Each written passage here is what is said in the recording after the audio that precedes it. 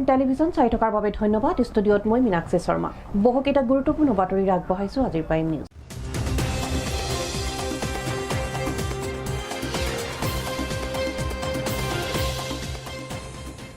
প্ৰথমে চাওঁ আহক কেইবাটাও গুৰুত্বপূৰ্ণ বাতৰি আজি দখল কৰা শিৰোনাম।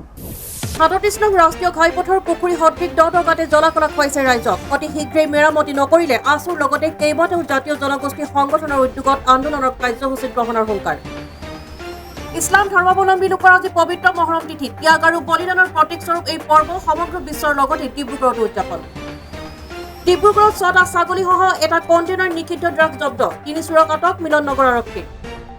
শিৱসাগৰৰ ৩৭ নং ৰাষ্ট্ৰীয় ঘাইপথ সংযোগী দিচাং দলঙৰ ৰেলিং ভাঙি দিচাং নদীত পৰিল ১২ চকীয়া এখন ট্ৰাক। সৌভাগ্যক্ৰমে প্ৰাণ ৰক্ষা গাড়ী চালক আৰু হেণ্ডিমেনৰ।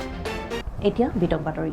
ডিব্ৰুগড় জিলাৰ বাণীপুল, বকুল, লাহোৱাল, ডিকম, নাডুৱা আৰু চাবুৱাৰ ৩৭ নং ৰাষ্ট্ৰীয় ঘাইপথৰ জৰাজীৰ্ণক লৈ এতিয়া অতিষ্ঠ জনসাধাৰণ। ডিব্ৰুগড় জিলাৰ বিভিন্ন ঠাইৰ লগতে ডিকমৰ ৩৭ নং ৰাষ্ট্ৰীয় ঘাইপথৰ দুৰৱস্থাই জনসাধাৰণক অতিষ্ঠ কৰি তুলিছে। ডিকম বেংকৰ সমীপত পুখুৰী সদৃশ গাঁত হৈ যান বাহন চলাচল কৰাত তীব্ৰ অসুবিধাৰ সৃষ্টি হোৱা পৰিলক্ষিত হৈছে।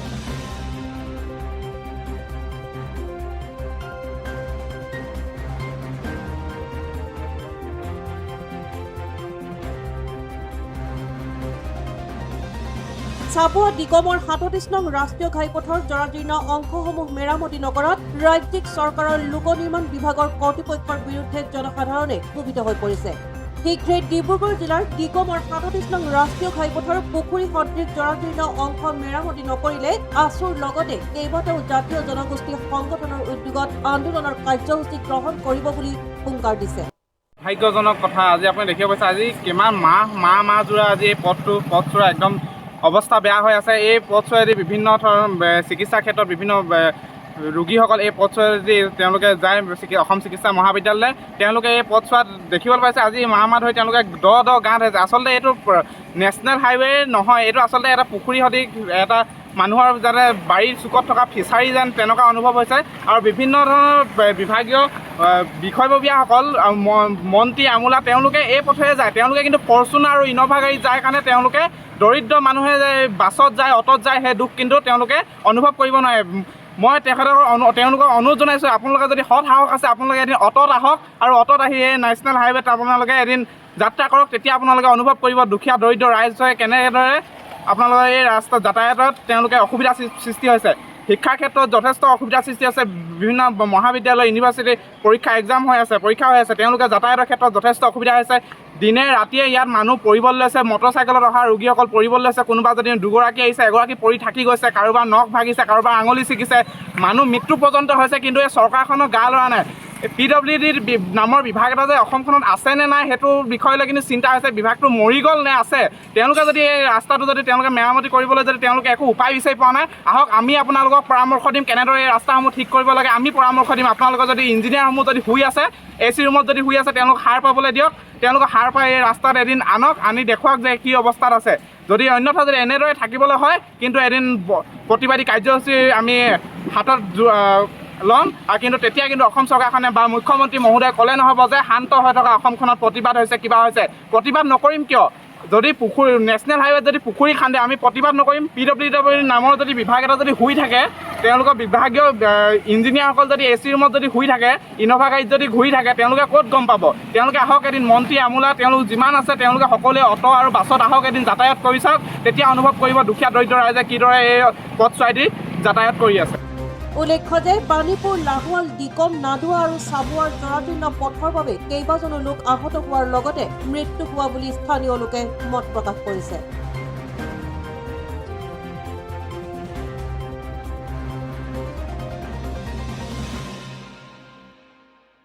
অসমৰ আটাইতকৈ ব্যস্ত ৰাষ্ট্ৰীয় ঘাইপথ বুলি কোৱা যায়। মানে এই ৰাস্তাটো আচলতে এনেকুৱা ধৰণৰ এটা অসুবিধাৰ সৃষ্টি হৈছে যিটো বিধ্বস্ত ৰূপ ইয়াৰ।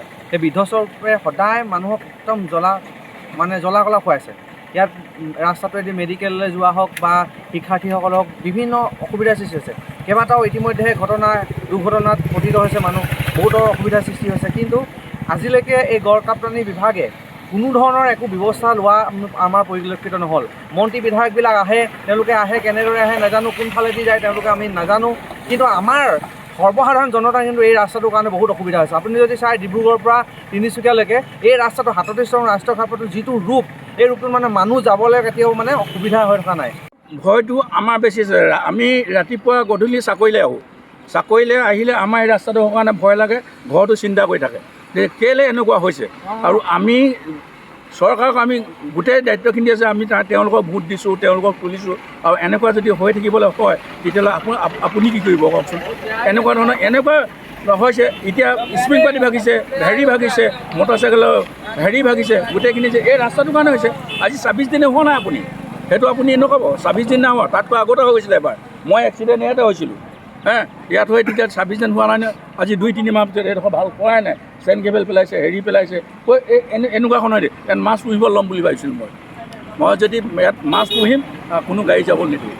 ঠিক তেনেকুৱা ধৰণৰ হৈ আছে। PWD মানুহ আহে, অকল PWD মানুহটো দেখিয়ে পোৱা নাই। এদিন আহিছিলে, ইয়াত চেইন কেবল পেলাই গুচি গ'ল, আৰু কোনো একো পোৱা নাই, কোনো টোটেলিয়ে একো পোৱা নাই। আৰু সেই চেইন কেবল চাওকচোন কেনেকৈ আহিছে, কোনফালে যাব, কোনফালে দিব। এতিয়া এই অট'বোৰে গৈছে, এই অট'বোৰ স্প্ৰিং পাতি ভাবিছে, স্প্ৰিং পাতি কিনিব লাগিব তেওঁলোকে। এই ৰাস্তাটোৰ কাৰণে হৈছে। যদি ৰাস্তাটো ভাল হয়, এতিয়া বাইপাছ ৰাস্তাটো কেলৈ ভাল হ'ল, বাইপাছে মানুহ কেলৈ যাবলৈ লৈছে, সেইটো কাৰণে যাবলৈ লৈছে। Bureau' report AN television. Islam ধৰ্মাৱলম্বী লোকৰ আজি পবিত্ৰ মহৰম তিথি। আল্লাহৰ প্ৰতি একান্ত আস্থা তথা ত্যাগ আৰু বলিদানৰ প্ৰতীক স্বৰূপে এই পৰ্ব সমগ্ৰ বিশ্বৰ লগতে আজি ডিব্ৰুগড় জিলাতো উদযাপন কৰা হৈছে।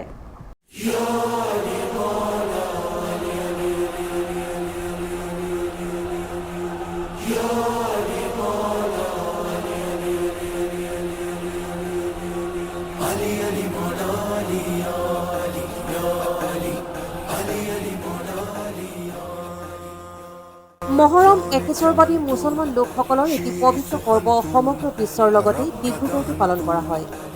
ইছলামিক বৰ্ষপঞ্জীৰ প্ৰথম মাহতেই এই মহৰম পালন কৰা হয়। চিয়া মুছলমানসকলৰ এই পবিত্ৰ পৰ্ব অন্তৰ্নিহিত ভাৱ আৰু অনুভূতিয়ে ইয়াক মুছলমানসকলৰ সৰ্বজনীন পৰ্বত পৰিণত কৰিছে। মহৰম জীৱনদান আৰু আত্মত্যাগৰ এক মহান স্মৃতি পৰ্ব।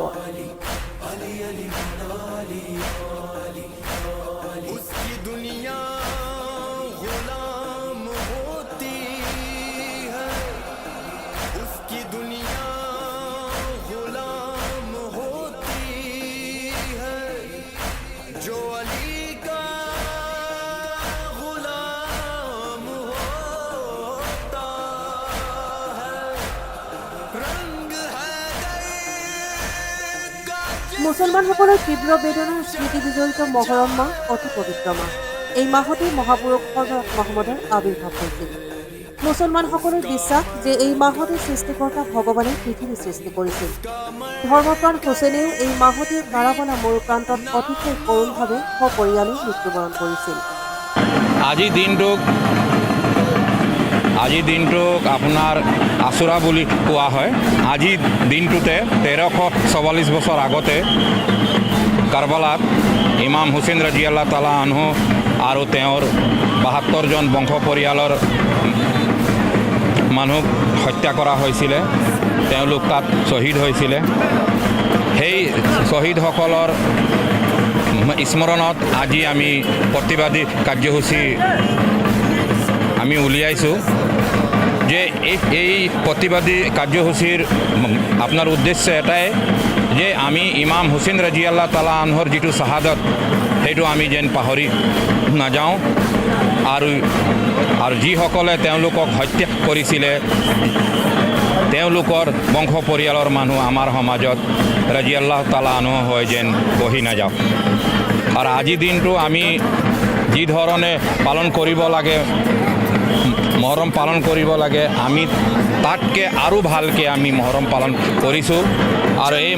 আৰু এই মহৰম আমি পালন কৰাৰ ক্ষেত্ৰত ডিব্ৰুগড় জিলা প্ৰশাসন, ডিব্ৰুগড় আৰক্ষী প্ৰশাসনে আমাক বহুতো সহায় কৰিছে। মই আপোনালোকৰ এই জৰিয়তে মই জিলা প্ৰশাসন আৰু পুলিচ প্ৰশাসনক মই ধন্যবাদ জনাইছোঁ।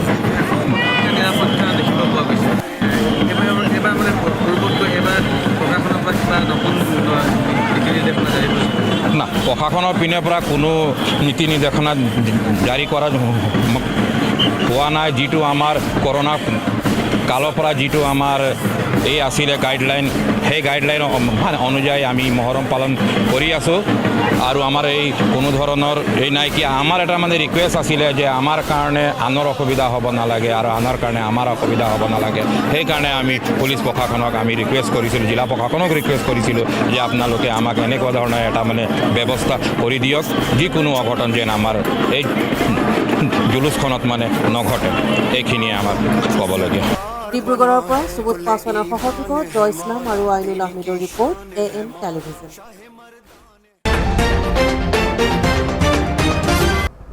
আহিছোঁ পৰৱৰ্তী বাতৰিলৈ ডিব্ৰুগড়ৰ ঠাকুৰ থানত জব্দ হৈছে এখন বাহনত 6টা ছাগলীসহ এক কণ্টেইনাৰ হিৰোইন মিলননগৰ আৰক্ষীয়ে 3 চোৰক আটক কৰিবলৈ সক্ষম হয় ডিব্ৰুগড়ৰ ঠাকুৰ থানত চুৰি ছাগলীসহ নিষিদ্ধ ড্ৰাগছ জব্দ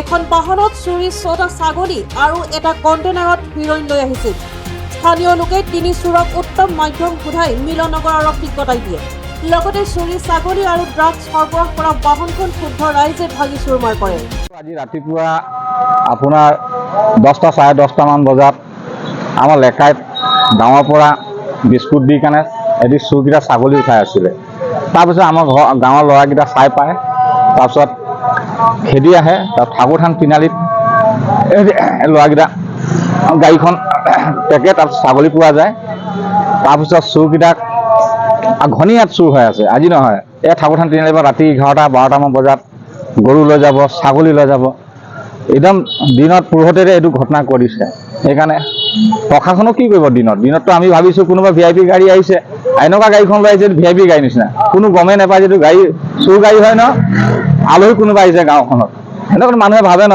গাড়ীখন লৈ আহিছে গাঁৱত আলহী চালহী আহিছে প্ৰশাসনক আমি অনুৰোধ কৰোঁ যে এই চুৰকেইটাক নাকি কৰিব লাগে আৰু সিহঁতক শাস্তি দিব লাগে আৰু সিহঁতক জল্দি জামিন হ'ব নালাগে আজি কিছু সময়ৰ আগত আমাৰ বকপৰা ফালৰ পৰা এখন গাড়ী আহি আছিলে গাড়ীখন আহি আমাৰ লেকাই কালিথানৰ সন্মুখত ৰখি ছাগলী এটাক বিস্কুট দিয়া আমাৰ গাঁও স্থানীয় এজন ভাইটিয়ে দেখিলে দেখাৰ পিছত তেওঁলোকে একো নকৈ সেই গাড়ীখনৰ পিছে পিছে লাহে লাহে আহি আমাৰ ঠাকুৰথানৰ যুৱ সংঘৰ সন্মুখতে গাড়ীখন ৰখালে গাড়ীখন ৰখোৱাত প্ৰত্যক্ষ কৰিলে যে এখন বিলাসী বাহন আছিলে আৰু সেই বিলাসী বাহনখনৰ ভিতৰত 6টাকৈ ছাগলী জব্দ কৰিলে আৰু জব্দ কৰাৰ পিছত যিহেতু আজি আমি এটা কথাই ক'ব বিচাৰোঁ যে আজি এই বিলাসী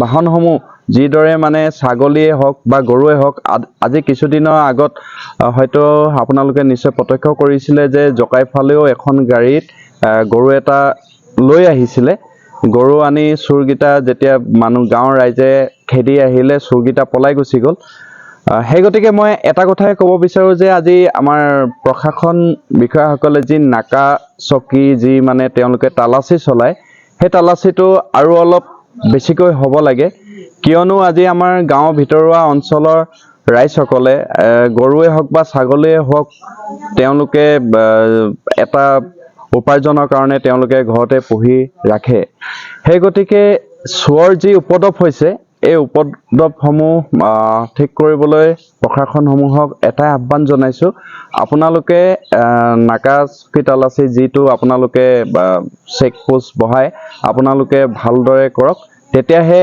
আমাৰ চুৰবিলাক নাইকিয়া হ'ব এই সময়ত তাতে দেখিব পাইছিলোঁ এটা ড্ৰাগছৰ কণ্টেইনাৰ সৰু টেমা পাইছে আৰক্ষী বিষয়াসকলে সেইটো জব্দ কৰিলে তেওঁলোকো আহি পালেহি মই জনাত ড্ৰাগছত আসক্ত হৈ মেলি কিছুমান ল'ৰাই মানে এনেকুৱা কৰ্ম কৰিবলৈ ধৰিছে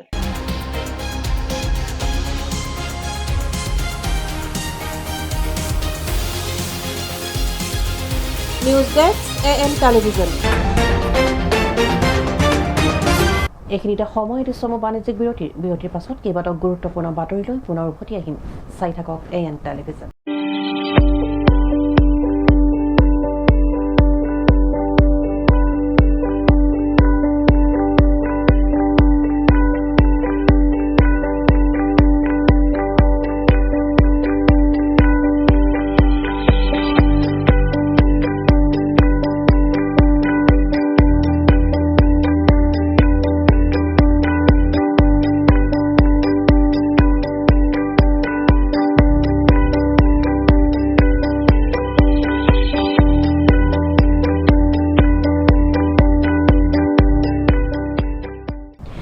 পাছত উভতি আহিছো পুনৰ বাতৰিৰ মাজলৈ।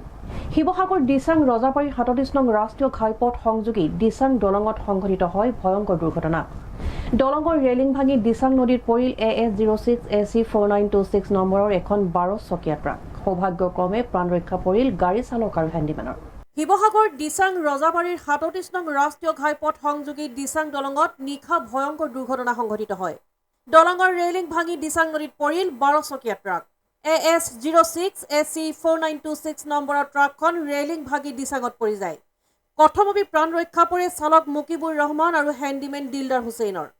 তিনিচুকীয়াৰ পৰা যোৰহাটলৈ বুলি ৰোড কঢ়িয়াই নি থাকোঁতেই দলঙৰ ৰেলিঙত খুন্দা মাৰি নদীত পৰি যায়। চালক হেণ্ডিমেনো নদীত পৰিছিল যদিও সাঁতুৰি পাৰলৈ উঠিবলৈ সক্ষম হয়। দুয়োজন আহত হোৱাত শিৱসাগৰ অসামৰিক চিকিৎসালয়ত ভৰ্তি কৰোৱা হয়। বৰ্তমান ট্ৰাকখন উদ্ধাৰৰ বাবে চেষ্টা চলাই আছে আৰক্ষী SDRF বাহিনীৰ দলে। কি গাড়ী মানে মইতো ৰাতি পাহাৰজনে মোক ফোন কৰিলে যোৰহাটৰ পৰা। তো তেওঁ মোক কৈছে যে তোমালোকৰ ঘৰৰ ওচৰৰ দিচাং দলঙত এখন গাড়ী এক্সিডেণ্ট হৈছে নেকি, তুমি এখন চোৱা গৈছোন। তো মই ৰাতিপুৱা উঠি আহি পেলাই চাইছোঁ হয় যে গাড়ীটো একো দেখা নাই ইয়াত, দলংখন ভাঙি পেলাই সম্পূৰ্ণ মানে দলংখন ভাঙি আছে। তো মই চালোঁ, চাই পেলাই তেওঁক ফোন কৰিলোঁ যে হয় দলংখন ভাঙি আছে কিন্তু ইয়াত গাড়ী চাড়ী দেখা নাই।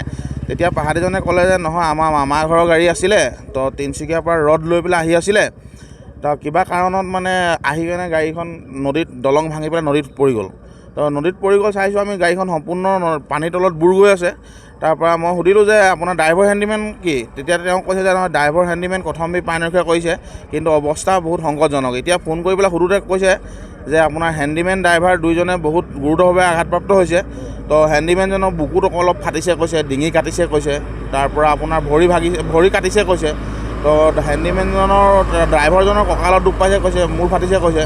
সিহঁতি কেনেকৈ কি কৰি পেলাই সিহঁতি যান বচাই পেলাই উঠিলে নাজানো আৰু। তাৰপিছত সিহঁতি কোনোবাই নিলে যদিও নাজানো, নিজে গ'ল যদিও জানো জয়সাগৰ হস্পিটেললৈ। তাৰপৰা তাত নাৰাখিলে বুলি ক'লত এতিয়া বৰ্তমান যোৰহাট চিকিৎসা মহাবিদ্যালয়ত ভৰ্তি হৈ আছে বুলি তেওঁ ফোনযোগে জনায়। এতিয়া উদ্ধাৰ কৰাৰ প্ৰচেষ্টা চলাই থকা হৈছে। গম পাইছোঁ মানে আমি জনামতে তেওঁলোকে কোৱা মতে এখন ট্ৰাক এখন হ'ব, 12 চকীয়া ট্ৰাক এখন। ড্ৰাইভাৰ হেণ্ডিমেন বৰ্তমান সৌভাগ্যক্ৰমে ৰক্ষা পৰিছে তেওঁলোকে, ইমানতে গম পাইছোঁ। Bureau report AN television.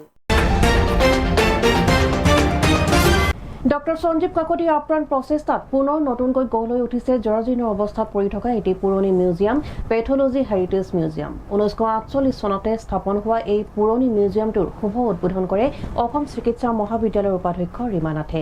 এই পৰ্বত ডিব্ৰুগড়ৰ বহুকেইগৰাকী গণ্যমান্য ব্যক্তিয়ে অংশগ্ৰহণ কৰে।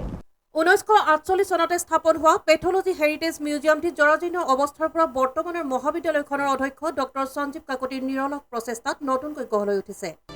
অসম চিকিৎসা মহাবিদ্যালয় হস্পিটেলত সুসংৰক্ষিত মানৱ শৰীৰৰ প্ৰতিটো ব্যৱস্থাক সামৰি লোৱা এই মিউজিয়ামৰ মঙলবাৰে ফিতা কাটি শুভ উদ্বোধন কৰে অসম চিকিৎসা মহাবিদ্যালয়ৰ উপাধ্যক্ষ তথা অতিৰিক্ত মুখ্য অধীক্ষক ৰীমা নাথে।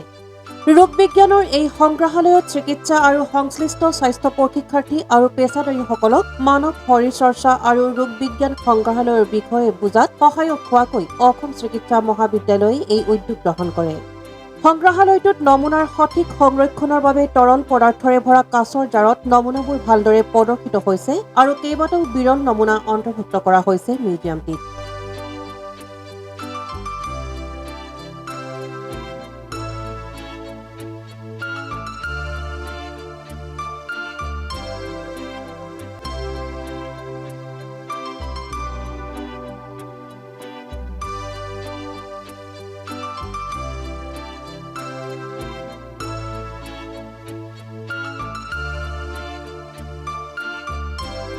এই অনুষ্ঠানত অসম চিকিৎসা মহাবিদ্যালয়ৰ অধীক্ষক প্ৰশান্ত দিহিঙীয়া, চিকিৎসক শান্তনু লহকৰ, কবি সাহিত্যিক কৰবী ডেকা হাজৰিকা, সংগ্ৰহালয়ৰ দায়িত্বৰত বিষয়া অদিতি শৰ্মা, অসম চিকিৎসা মহাবিদ্যালয়ৰ উপদেষ্টা জীৱন গগৈ, ৰঞ্জন দত্ত, চিকিৎসক জয়ন্ত শৰ্মা, শৰ্মেন্দ্ৰ ভাগৱতী, কানৈ মহাবিদ্যালয়ৰ প্ৰাক্তন অধ্যাপিকা চুলতানা হাজৰিকাসহ ডিব্ৰুগড়ৰ বহু গণ্যমান্য ব্যক্তিয়ে অংশগ্ৰহণ কৰে। অসম চিকিৎসা মহাবিদ্যালয়ৰ এই মিউজিয়ামটো অতি পৌৰাণিক মিউজিয়াম। সেইটো ধৰি লওক ব্ৰিটিছসকল যোৱাৰ সময়তেই বা ব্ৰিটিছসকল একেবাৰে থকাৰ লাষ্টৰ পালতে এই মিউজিয়ামটো গঢ়ি উঠিছে। তেতিয়াৰ পৰা আপুনি দেখিলে যে অসমৰ বহুত পুৰণা ইয়াত প্ৰফেচাৰবিলাকে কাম কৰিছে, অধ্যাপকসকলে বিভিন্ন জেগাৰ পৰা আহি তেতিয়াতো এই মিউজিয়ামটো তেওঁলোকে গঠন কৰিছিলে আৰু বিভিন্ন আমাৰ দেশৰ অংগ প্ৰত্যংগবিলাক ইয়াত প্ৰিজাৰ্ভ কৰি ৰখা হৈছে।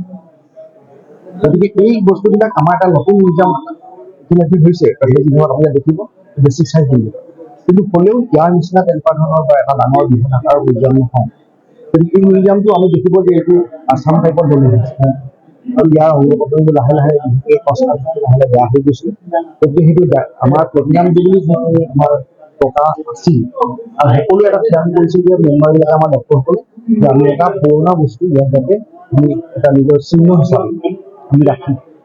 গতিকে সেইকাৰণে তেওঁলোকে আপুনিকে চেষ্টা তেওঁলোকৰ দিনে ৰাতিয়ে আমি 5-6 মাহ ধৰি তেওঁলোকে এই বিষয়ে ৰিকনষ্ট্ৰাক্ট কৰিলে, ৰিন'ভেট কৰিলে, ৰিমডেলিং কৰিলে এই বস্তু য'ত য'ত কনষ্ট্ৰাকশ্যনৰ দৰকাৰ সেইটো কনষ্ট্ৰাক্ট।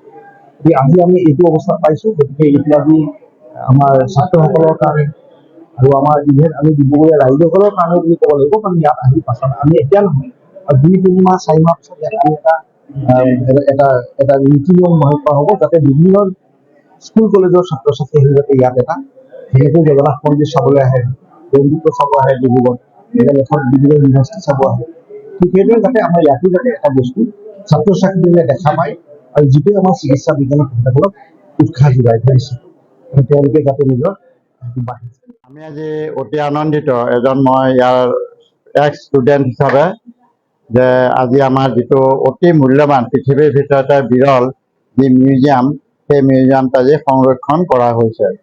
এই মিউজিয়ামটো আমাৰ মেডিকেল কলেজ নৰ্থ ইষ্টৰ ভিতৰতে প্ৰথম মেডিকেল কলেজ আৰু এই কলেজখন 1947ত আৰম্ভ হৈছিলে নৱেম্বৰ মাহত আৰু এই মিউজিয়ামটো 1948তে আৰম্ভ কৰিছিলে।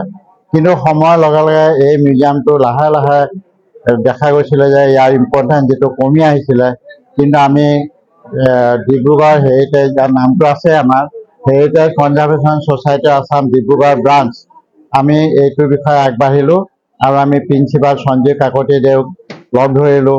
তেখেতে তেতিয়া এক যোগাত্মক সঁহাৰি আগবঢ়ালে আৰু আমিও আগবাঢ়িলোঁ আৰু তেখেতৰ উদ্যোগত ইয়াত যি প্ৰফেচাৰ অদিতি শৰ্মা তেখেতৰ উদ্যোগত আমাৰ যে এই মিউজিয়ামটো প্ৰিজাৰ্ভ কৰা হ'ল আৰু আমি অতি আনন্দিত আৰু ই আমাৰ গোটেই পৃথিৱীতে আমি যাতে এই মিউজিয়ামৰ বিষয়ে জনাব পাৰোঁ তাৰ কাৰণে আমি আগভাগ ল'বলৈ ঠিক কৰিছোঁ। কাৰণ ইয়াৰ ভিতৰত যিমান স্পেচিমেন আছে এই স্পেচিমেনবিলাক কিছুমান পৃথিৱীৰ পৰা অসুখ নোহোৱা হৈ গৈছে, স্মল পক্স, কালাজ্বৰ এই অসুখবিলাক নাই, সেই তাৰ স্পেচিমেন আজি ইয়াত আছে আৰু পৃথিৱীৰ বিভিন্ন দেশৰ পৰা UK হওক, USA হওক, অষ্ট্ৰেলিয়াই হওক, চবৰে পৰা মেডিকেল ষ্টুডেণ্ট আহি ইয়াত চাব পাৰিব এই স্পেচিমেনবিলাক আৰু তেওঁলোকে ইয়াৰ বিষয়ে জ্ঞান ল'বলৈ পাৰিব। ইয়াৰ পিছতে আমাৰ আৰু এটা আমাৰ মুখ্য উদ্দেশ্য আছে, ইয়াৰ অপাৰেশ্যন থিয়েটাৰ 1 যিটো অপাৰেশ্যন থিয়েটাৰ 1 যিটো অসম মেডিকেলত আছে সেইটো অলপ জৰাজীৰ্ণৰ ৰূপত আছে। আমি ইয়াৰ পিছতে Dibrugarh heritage conservation society of Assam Dibrugarh ব্ৰাঞ্চে সেইটো আমাৰ প্ৰিন্সিপাল ছাৰৰ অনুমতি সাপেক্ষে আমি এই কামটো হাতত ল'বলৈ আগবাঢ়িছোঁ আৰু আমি অহা দিনবিলাকত আমি আৰু এটা যি মুখ্য হেৰিটেজ প্ৰপাৰ্টি আছে সেইটো সংৰক্ষণ হ'বলৈ আগবাঢ়িছে, তাৰ কাৰণে আমি প্ৰচেষ্টা কৰি আছোঁ। আজি এতিয়া আমাৰ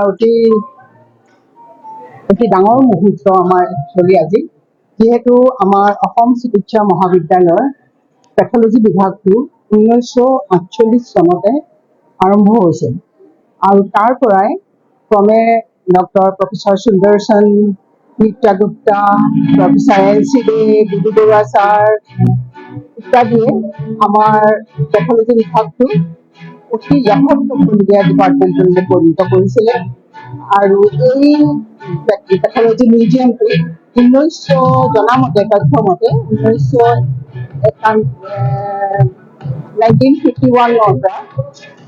পৰা প্ৰফেচাৰ NC দে আমাৰ পেথলজি বিভাগৰ মুৰব্বী অধ্যাপক হিচাপে কাম কৰিছিলে আৰু জনামতে তেখেতৰ দিনতে এই পেথলজি মিউজিয়ামটোৱে গঢ় লৈ উঠিছিলে। তাৰ পাছত ক্ৰমান্বয়ে আমাৰ বহুতো ইয়াত স্পেচিমেন আপোনালোকে দেখিছে, স্পেচিমেন বহুতো আমাৰ ইয়াত গোটোৱা হ'ল। ইয়াত প্ৰায় 1500ৰ ওপৰৰ স্পেচিমেন আছে আৰু কালক্ৰমত আমাৰ এই ডিপাৰ্টমেণ্টটো ইয়াৰ পৰা উঠি যোৱাৰ কাৰণে, বেচিক চাইন্স বিল্ডিঙলৈ উঠি যোৱাৰ কাৰণে আমাৰ চকু আঁতৰ হৈছিলে আৰু তাৰোপৰি আমাৰ মেৰামতিৰ অভাৱত অলপ বেয়া হৈ গৈছিলে। কিন্তু অধ্যক্ষ মহোদয়ৰ তৎপৰতা আৰু আমাৰ কমিটিৰ তৎপৰতাত এইটো এটা আজি লেখত কৰিবলগীয়া দিনত পৰিণত হ'ল, যিটো আমাৰ ইন'ভেশ্যন হৈ আজি আপোনালোকে এইটো পৰ্যায় দেখিবলৈ পাৰিব। ছাত্ৰ ছাত্ৰীসকল এই মিউজিয়ামটোত অতিকৈ লাভৱান হ'ব, যিহেতু এই মিউজিয়ামৰ যিখিনি স্পেচিমেন পোৱা হৈছে সেই স্পেচিমেনখিনি চাই পেলাই ছাত্ৰ ছাত্ৰীসকলে গাৰ প্ৰত্যেকটো অংগৰ কথা জানিব পাৰিব, বেমাৰৰ কথা জানিব পাৰিব, আৰু তেনে বেমাৰৰ কথা জনাৰ পাছতে তেখেতসকলে ডায়গনচিছ কৰিব পাৰিব আৰু ট্ৰিটমেণ্টৰ ক্ষেত্ৰত বহুত সুবিধা। কিন্তু পঢ়াৰ ক্ষেত্ৰত অসমত বহুত মেডিকেল কলেজ হ'ল, গতিকে বহুত ছাত্ৰ ছাত্ৰী আছে, কিন্তু এনেকুৱা এটা মিউজিয়াম পৃথিৱীতে নাই। গতিকে ইয়াৰ ল'ৰা ছোৱালীবোৰৰ কাৰণে এইটো এটা টুৰিজিম হাব হ'ল, আৰু তাৰ ল'ৰা ছোৱালীয়ে ইয়াত পঢ়াৰ বাহিৰে আন জেগাত কোনো স্পেচিমেন চাবলৈ নাপায়। আৰু তাৰ লগে লগে এইটো এটা ইণ্টাৰনেশ্যনেল মেডিকেল হাব হ'ল। ইয়ালৈ ইণ্টাৰনেশ্যনেল টুৰিষ্ট আহিব, কাৰণ চব মানুহে এইবোৰ বস্তু বিচাৰি আমাৰ মানুহে বাহিৰলৈ যায়, এতিয়া অসমত আহিব। আৰু মই এটি গৌৰৱান্বিত যে আমি যিধৰণে ভাবিছিলোঁ, যিধৰণে প্লেন কৰিছিলোঁ আমাৰ হেৰিটেজ কনজাৰভেশ্যন ছ'চাইটি অফ আছামৰ ডিব্ৰুগড় চেপ্টাৰে, ঠিক সেইধৰণে হ'ল। ইয়াত পুৰণা ফেন, পুৰণা চুইচ, পুৰণা বিল্ডিং, পুৰণা বাকচ, পুৰণা আলমিৰা গোটেইবোৰ এজ ইট ইজ আছে, খালি জিলিকি উঠে। গতিকে এনেকুৱা সুন্দৰ কনজাৰভেশ্যন খুব কমেই পোৱা যায়, আৰু মই আশা ৰাখিছোঁ যে এইটো বিষয়ে গোটেই পৃথিৱীতে এটা প্ৰচাৰ হওক, আৰু আমিও চেষ্টা কৰি প্ৰচাৰ কৰিবলৈ, আৰু তেতিয়া টুৰিজিম ডেভেলপ কৰিব। বৈজ্ঞানিক পদ্ধতি সামগ্ৰিক আছে, ইয়াত অকল চিকিৎসা লগত জড়িত ব্যক্তি থাকিব পাৰিব, সকলোৱে পাৰিব, কাৰণ ইয়াৰ এনেকুৱা কিছুমান স্পেচিমেন আছে যিবোৰৰ সেই অসুখবোৰ এতিয়া নাইকিয়াই হৈ গ'ল। অসুখবোৰ পৃথিৱীৰ ক'তো নাই, কিন্তু সেইবোৰ আমাৰ ইয়াত আছে। গতিকে সকলো মানুহে পাৰিব, কিন্তু ষ্টুডেণ্টৰ কাৰণে আৰু একাডেমিখিনৰ কাৰণে এইটো এটা ইম্পৰ্টেণ্ট জেগা হ'ল। এইখিনি মই আৰু এটা কথা কৈ থওঁ, ইয়াত আৰু এটা সম্পদ আছে, সেইটো হ'ল ইয়াৰ 1 নম্বৰ অপাৰেশ্যন থিয়েটাৰ। তাত অপাৰেশ্যন কৰোঁতে ওপৰৰ পৰা চাই থাকিব পাৰে ভিউৱাৰ্ছ বা ষ্টুডেণ্টে। গতিকে সেইটো পৃথিৱীৰ ক'তো নাই। আমি এতিয়া কিছু টকা হেৰিটেজ কনজাৰভেশ্যন ছ'চাইটি আছামৰ ডিব্ৰুগড় চেপ্টাৰ সংগ্ৰহ কৰিছে, আমি সেইটো প্ৰথমতে সংৰক্ষণ কৰিব লাগিব। আৰু তাৰ লগত বহুত ছেকেণ্ড ৱৰ্ল্ডৰ মেচিনাৰিজ আছে, সেই মেচিনাৰিজখিনি বোকাৰ মাজত সোমাই আছে, সেইখিনি উদ্ধাৰ কৰিব লাগিব। উদ্ধাৰ কৰি সেইটো এটা টুৰিজিম হাব হ'ব, তাৰ পৃথিৱীৰ ক'তো নাই। আমি চাব লাগিব সেইটো অসমলৈ ৰেভিনিউ কৰিব পাৰে, সেইটো এটা ৰেভিনিউ আনি। ডিব্ৰুগড়ৰ পৰা জয়ৰ সহযোগত তাইনুল আহমেদৰ ৰিপৰ্ট, AN টেলিভিজন। আহিছো অন্য এক বাতৰিলৈ। কচুৱা মাধৱপাৰাত আৰক্ষীৰ জালত 2জন জোৱাৰী আটক কৰা। জোৱাৰী 2জন ক্ৰমে কচুৱাৰ ৰজা আলী গাঁৱৰ ইমৰান হুছেইন আৰু ধনচিনা ইছলামপুৰৰ ইব্ৰাহিম আলী। জোৱাৰ বিৰুদ্ধে কচুৱা আৰক্ষীৰ অভিযান। আৰক্ষীৰ অভিযানত 2জন জোৱাৰীক আটক কৰিবলৈ সক্ষম হয়। কচুৱা থানাৰ অন্তৰ্গত মাধৱপাৰাৰ পৰা আটক কৰে জোৱাৰীকেইটাক। আটক কৰা জোৱাৰী 2জন কচুৱা থানাৰ অন্তৰ্গত ৰজা আলী গাঁৱৰ ইমৰান হুছেইন আৰু ধনচিনা ইছলামপুৰৰ ইব্ৰাহিম আলী। জোৱাৰী 2জনক আটক কৰি তদন্ত অব্যাহত ৰাখিছে কচুৱা আৰক্ষীয়ে। Bureau' report, AN television. এইখিনিতে সময় এটি পুনৰ চব বাণিজ্যিক বিৰতিৰ পাছত কেইবাটাও গুৰুত্বপূৰ্ণ বাতৰিলৈ পুনৰ উভতি আহিম। চাই থাকক AN টেলিভিজন।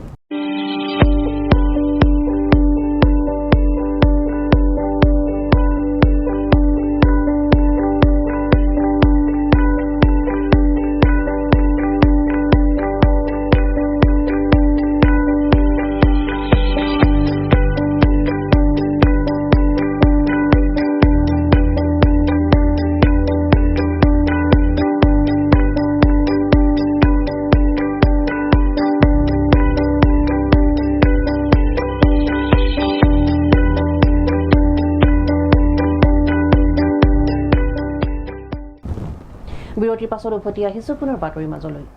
অসমত বৃদ্ধি পোৱা মুছলমান জনসংখ্যাৰ সন্দৰ্ভত ঝাৰখণ্ডৰ ৰাঁচীত অনুষ্ঠিত এখন বৈঠকত মুখ্যমন্ত্ৰী হিমন্ত বিশ্ব শৰ্মাৰ বৃহৎ মন্তব্য। তেওঁ কয় যে আজি অসমত মুছলমানৰ জনসংখ্যা 40%। 1951 চনত এই জনসংখ্যা আছিল 12%। তেওঁৰ বাবে ই হৈছে এক জীৱন মৃত্যুৰ প্ৰশ্ন।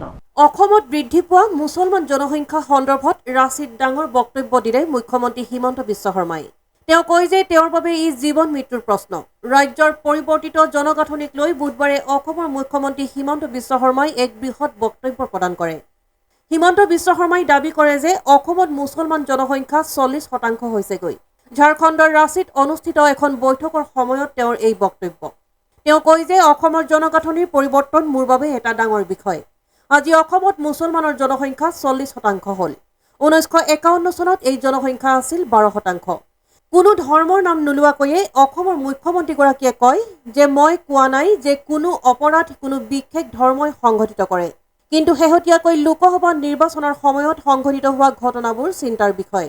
ঝাৰখণ্ডত উপস্থিত হৈ মুখ্যমন্ত্ৰী হিমন্ত বিশ্ব শৰ্মাই দাবী কৰে যে লোকসভা নিৰ্বাচনত দলটোৱে ৰাজ্যখনত অতি উত্তম প্ৰদৰ্শন আগবঢ়াইছে, যিটোৱে আগন্তুক বিধানসভা নিৰ্বাচনত বিজেপিয়ে ঝাৰখণ্ডত বিজয় পঞ্জীয়ন কৰিব পৰাৰ ইংগিত দিছে। তেওঁ লগতে বিজয় সন্দৰ্ভত জনসাধাৰণ আৰু দলীয় কৰ্মীসকলৰ ওপৰত আস্থা প্ৰকাশ কৰি কয় যে যেতিয়া ডাবল ইঞ্জিন চৰকাৰ হ'ব তেতিয়া ৰাজ্যৰ উন্নয়নৰ গতিও দুগুণ হ'ব। बदलते डेमोग्राफी मेरे लिए, मैं असम से आया हूं, ये मेरे लिए बहुत बड़ा मुद्दा है। इसलिए मैं असम में, बंगाल में हर दिन मेरा असम में मुस्लिम पॉपुलेशन 40% हो चुका है। 1951 में 12%। आज असम में मुस्लिम पॉपुलेशन 40%। हम जिला की जिला खो चुका है। तो मेरे लिए ये मुद्दा पॉलिटिकल नहीं है, मेरे लिए ये जीना और मरने का मुद्दा है। इसलिए मैंने उसका साथ ही हर दिन संघर्ष करता हूँ। News desk AN television. মঙলবাৰে ডিমাপুৰৰ IMC হলত অনুষ্ঠিত নাগালেণ্ড বিজেপিৰ ৰাজ্যিক ইউনিটৰ বৰ্ধিত ৰাজ্যিক কাৰ্যনিৰ্বাহক সভাত উপস্থিত থাকে কেন্দ্ৰীয় মন্ত্ৰী তথা নাগালেণ্ডৰ ক্লাষ্টাৰ ইনচাৰ্জ সৰ্বানন্দ সোণোৱাল। তেওঁ সভাত কয় যে ভাৰতে তেতিয়াহে প্ৰগতি লাভ কৰিব যেতিয়া সমগ্ৰ দেশৰ লগতে উত্তৰ পূৰ্বাঞ্চলৰ গাঁথনিক দিশৰ লগতে সকলো দিশতে উন্নত হ'ব। এই সন্দৰ্ভত কেন্দ্ৰীয় চৰকাৰে দেহে কেহে লাগি সকলো ধৰণৰ সুবিধা প্ৰদান কৰিব, সেয়া জনসাধাৰণক গভীৰ আশ্বাস প্ৰদান মন্ত্ৰীগৰাকীয়ে। মঙলবাৰে ডিমাপুৰৰ IMC হলত অনুষ্ঠিত নাগালেণ্ড বিজেপিৰ ৰাজ্যিক ইউনিটৰ বৰ্ধিত ৰাজ্যিক কাৰ্যনিৰ্বাহক সভাত উপস্থিত থাকে কেন্দ্ৰীয় মন্ত্ৰী তথা নাগালেণ্ডৰ ক্লাষ্টাৰ ইনচাৰ্জ সৰ্বানন্দ সোণোৱাল। তেওঁ উন্নয়নৰ প্ৰতি দলটোৰ সমৰ্পিততা ভাৱেৰে বিজেপিক শক্তিশালী, জনপ্ৰিয় আৰু জনসাধাৰণৰ মাজত বিশ্বাসযোগ্য কৰি তোলাৰ আহ্বান জনায়। উত্তৰ পূবৰ অনন্য সাংস্কৃতিক ঐতিহ্যৰ ওপৰত দলৰ স্থিতিৰ ওপৰত আলোকপাত কৰি তেওঁ দলীয় কৰ্মকৰ্তাসকলক প্ৰথমে জাতি, দল দ্বিতীয় আৰু আত্ম শেষৰ নীতি অনুসৰণ কৰিবলৈ আহ্বান জনোৱাৰ লগতে তেওঁ কয় যে প্ৰাথমিক কৰ্তব্য হৈছে প্ৰথমে জাতিৰ সেৱা কৰা। তেওঁ কয় যে উত্তৰ পূৰ্বাঞ্চলৰ উন্নয়ন অবিহনে ভাৰতে প্ৰগতি লাভ কৰিব নোৱাৰে। মোদীয়ে অঞ্চলটোৰ বাবে যিমানখিনি কৰিছে কেৱল দেশেই নহয় সমগ্ৰ বিশ্বৰ মাজতো ইয়াৰ পৰিচয় দিছে। মোদী ক্ষমতালৈ অহাৰ পিছত অঞ্চলটোৰ শান্তি আৰু প্ৰগতিৰ হোৱা বুলি মন্তব্য কৰে। বিজেপিৰ ৰাষ্ট্ৰীয় সম্পাদক তথা নাগালেণ্ড আৰু মেঘালয়ৰ প্ৰভাৰী অনিল কে এণ্টনিয়ে নাগালেণ্ডক প্ৰশংসা কৰি কয় যে মোদীৰ বিগত দশকত এই অঞ্চলত 6 লাখ কোটিতকৈ অধিক টকা বিনিয়োগ কৰা হৈছে। নাগালেণ্ড বিজেপিৰ সভাপতি বেঞ্জামিন য়েপথুমিয়ে কয় যে সোণোৱাল আৰু এণ্টনিৰ নেতৃত্বই নাগালেণ্ডত বিজেপিক অধিক উচ্চতালৈ উন্নীত কৰিব বুলি আশা প্ৰকাশ কৰে। News desk AN television. আজি শেষৰটো বাতৰি। আজি আন্তৰ্জাতিক ন্যায় দিৱস অথবা আন্তৰ্জাতিক অপৰাধ ন্যায় দিৱস। আন্তৰ্জাতিক অপৰাধী বিচাৰৰ ব্যৱস্থাটোক স্বীকৃতি দিয়াৰ প্ৰয়াসেৰে 17 জুলাই দিনটোতে সমগ্ৰ বিশ্বতে আন্তৰ্জাতিক ন্যায় বিচাৰ দিৱস পালন কৰা হয়। আজি 17 জুলাই আন্তৰ্জাতিক ন্যায় দিৱস অথবা আন্তৰ্জাতিক অপৰাধ ন্যায় দিৱস। 1998 চনৰ 17 জুলাইত ৰোম সংবিধি গ্ৰহণৰ জৰিয়তে অপৰাধ আদালতত স্থাপন কৰা হৈছিল। গণহত্যা, মানৱতা বিৰোধী অপৰাধ আৰু আগ্ৰাসনৰ অপৰাধীসকলৰ বিৰুদ্ধে মোকৰ্দমা কৰাত ICCৰ ভূমিকাৰ বিষয়ে সজাগতা বৃদ্ধি কৰাৰ লগতে সমগ্ৰ বিশ্বতে ন্যায় আৰু দায়বদ্ধতাৰে ওকালতি কৰাই এই দিৱসৰ লক্ষ্য আৰু উদ্দেশ্য। ন্যায়িক সমৰ্থন কৰিব বিচৰা ভুক্তভোগীৰ অধিকাৰক প্ৰসাৰিত কৰিব বিচৰাৰ লগতে বিশ্বৰ শান্তি, নিৰাপত্তা আৰু মংগলৰ প্ৰতি ভাবুকি কঢ়িয়াই অনা অপৰাধ বন্ধ কৰাত সহায় কৰিব বিচৰা সকলোকে একত্ৰিত কৰাই আন্তৰ্জাতিক অপৰাধ ন্যায় দিৱসৰ উদ্দেশ্য। আন্তৰ্জাতিক অপৰাধী বিচাৰৰ ব্যৱস্থাটোক স্বীকৃতি দিয়াৰ প্ৰয়াসেৰে 17 জুলাইত বিশ্বব্যাপী আন্তৰ্জাতিক ন্যায় দিৱস হিচাপে পালন কৰা হয়। News desk AN television. আজিৰ প্ৰাইম নিউজ ইমানেই আছিল। মীনাক্ষীক আজিলৈ ইমানতে বিদায় দিয়ক। অধিক বাতৰিৰ বাবে চাই থাকিব AN টেলিভিজন। নমস্কাৰ।